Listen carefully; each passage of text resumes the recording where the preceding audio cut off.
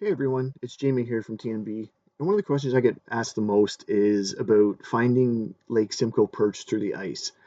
A lot of people get very intimidated by Lake Simcoe just due to the sheer size of it. It's a massive body of water. So, where do you go? What do you use? What am I looking for? Like that. Just those type of questions are what I'm asked quite often. So I just want to do a little series here on the basics. If you've never been or you have been with limited success, maybe a few things in this video will help you out to catch that PB perch that you're looking for, that true jumbo, the 14 plus incher. When it comes to ice fishing Simcoe perch, there's basically two main areas that are the most popular. There's the Beaverton area right around here, and then there's the Cooks Bay area, which is down here. And the reason that these two areas are the most popular for winter perch fishing is the deep water and the mud flats. That's where the fish are holding and eating all throughout the winter. So we'll flip over here to a little bit better map for the lake. So this is the Beaverton area, and just note that in order to get out to quote unquote the perch grounds, which is basically this gray area here because of the mud flat, um, it is a couple kilometers to get out. So it is recommended if you're coming from Beaverton to take a machine out. Now, with that said, you must obviously take safety into your own hands and make sure that the ice conditions are safe enough to have a machine out there.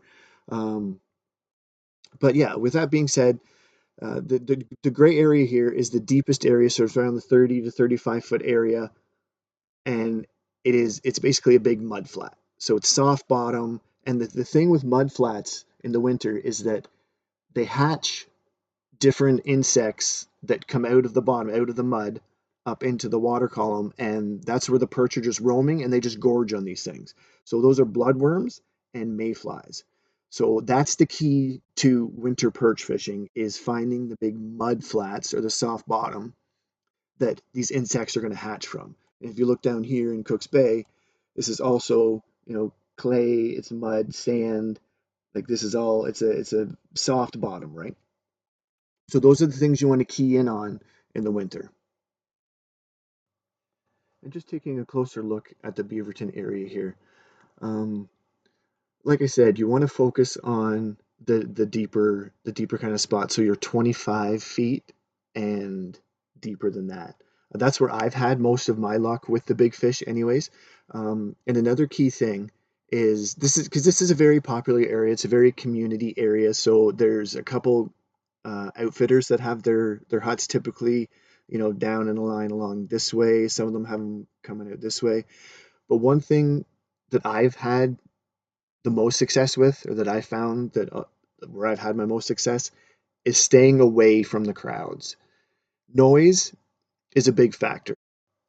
So the first tip I gave on finding the perch was noise. Stay away from the noise, stay away from the crowds. The second key factor is stay mobile because that's what these fish are. These fish aren't, they found their favorite spot and they're going to sit here.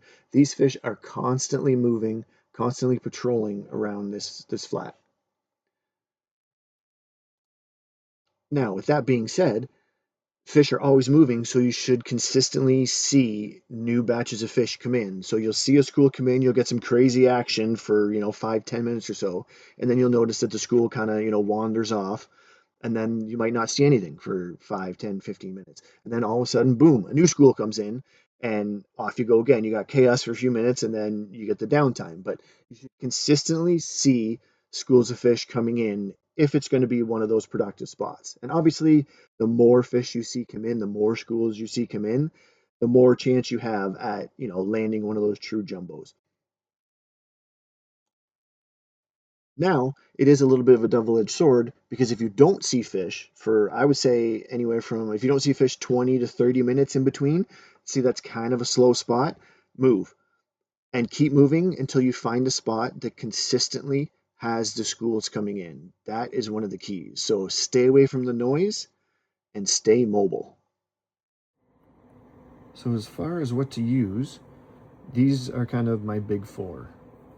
I've got the full 2-inch mayfly, the 2-inch junior goby, the 1.5" baby invader, and the 1.3" mini mayfly. Now on the aggressive days, when the big fish are just chomping, I'll throw the single bigger profile bait, looking again specifically for those big fish, right? And with your electronics, you can kind of, depending on what electronics you can have, you can kind of pick and choose the fish that you're targeting. And on the slower kind of days, you just downsize just a little bit. So you go from the heavier 7 mil head, which I prefer because it's all about getting back down. Once the school's fired up and you catch that first fish, it's all about getting it unhooked and getting back down there as soon as you possibly can. And that's where the big difference in the 7 mil head comes into play. But for those little tougher days or the slower days where they just don't seem to want to bite, just downsizing just a little bit can make or break the day. So that's where I'll go down to the little baby invader or the mini mayfly. These are both on 5.5 mil heads, so they will still get down fairly quickly, like faster than your lead will, but not obviously quite as fast as the 7 mil heads do. But those are kind of my go-tos, and you really can't go wrong with any of the little bottom dwelling insects, like mimicking baits, basically, like the gobies, the mayflies, the bloodworms. So a little bit of red in there too. Like I like the baby invader in, because it's got the longer kind of slimmer profile. I like that in the raspberry seed color as well, the red, so it mimics a bloodworm that's down there as well, so that also will trigger a few more bites. But for the most part, I'm throwing either a goby or a mayfly imitation, and that seems to be all I need. And what you have to remember with these baits is that, like I said before, it's not like the days of them chasing bait fish down, or minnows and schools of little fish, is over. That costs them too much energy, too much time.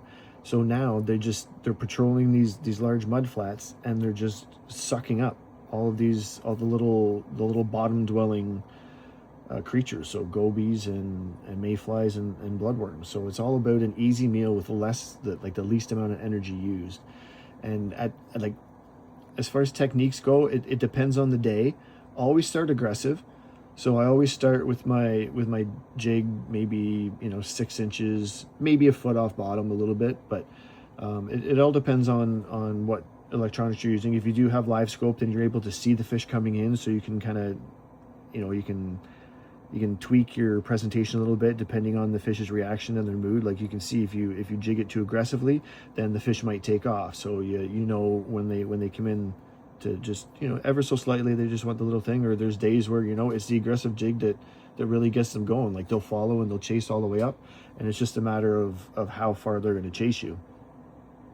But on the negative days or the slower days, I find a lot of times you just dead stick it on the bottom, or just kind of give it just that little, ever so slightly, just move your tip while having the weight, like you can feel the weight on the bottom. So it's basically just having it like that, like having the head down a bit, and then just giving it a little shake while it's right there, and it's just gonna flare the tails up a bit on these baits while you're still trying to maintain bottom contact.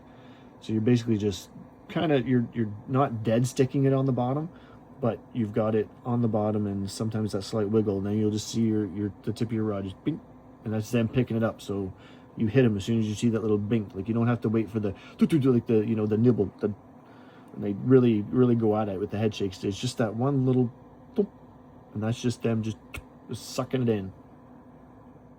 And then if you really want to have some fun, if you want to go for, this is a more numbers thing, but you can still catch obviously trophies doing this as well. But if you do a double rig, so if you have the bottom, so basically you do a drop shot rig. So you put a higher hook up, and you throw a little bit smaller profile of the bait up on the high hook, and then on the bottom, instead of having just a drop shot weight, you use one of your 7 mil heads. So that's your weight on the bottom, and you still have one of your bigger profile baits. So that one's dragging the bottom, while your high hook is sitting up here with a smaller bait. So a lot of the times you'll get a double as well. So try it.